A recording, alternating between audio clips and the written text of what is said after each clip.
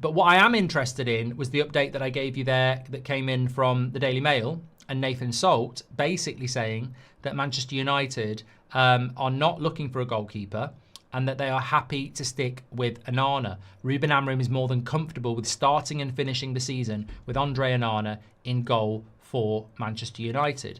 Now, I find that absolutely fascinating because I know it's not true. This is just a position that Man United may be taking up now, but it's not their position all summer. Onana could end up being our goalkeeper next season. And as I said, it's like walking around with no trousers on. You're exposed at the back. But the point is, this is not United's stand at all.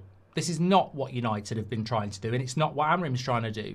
And the thing about changing your mind in a window is it's fine. You can do that, and circumstances might be that. And I suspect that if we don't buy a goalkeeper, it's because we're going to spend what some would describe as huge money on Baleba, and there's nothing left for a goalkeeper. And that may well be Amorim's choice. And if it's Amorim's choice, we need to know that, because maybe that's what that article is doing. Maybe Amorim wants a goalkeeper, but Man United have said, well, if you want Baleba, you can't have a goalkeeper. So what is it? And he's gone, well, I'll go for Baleba then. I'll keep with Onana. In which case, that's a risk. Like putting Ahmad at right wing back, that's on Amorim. Like putting Bruno in the midfield, that's on Amorim. Like sticking with Onana because you want to spend it on a midfielder, that's on Amorim. And maybe that's the decision he is making. And maybe that will happen.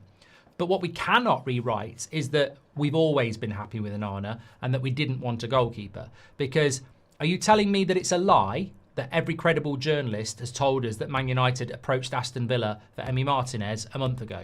Well, it's not a lie. Are you telling me it's a lie that Monaco would give a price of £30 million for Onana? You wouldn't give a price if he wasn't for sale. So he has been up for sale and we have made attempts to replace him. Now, whether we're going to change our mind as of today, I've been doing this long enough and you've been doing this long enough.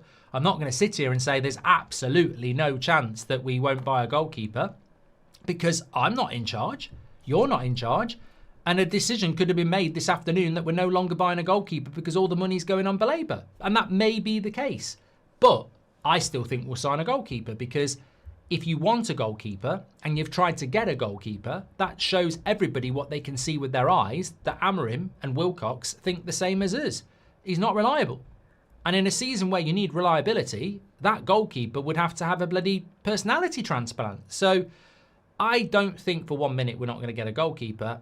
And if we don't, then no matter what we do elsewhere, we'll always have a weak spot in that team. So I think we'll still get one, but I'm not going to rule out that we might have abandoned it because who knows what the financial expectations are or barriers are. But we've 100% wanted to get rid of Onana since the start of the summer, since the March international break. He doesn't want to go. That makes it difficult. But yeah, I mean, you only have to look at the defence at the end of the season. There is no confidence in this goalkeeper. And I don't think there is in the fan base. I mean, look, we're all entitled to our opinions. I felt sorry for him this afternoon. I saw a picture United put out of the goalkeeping kit.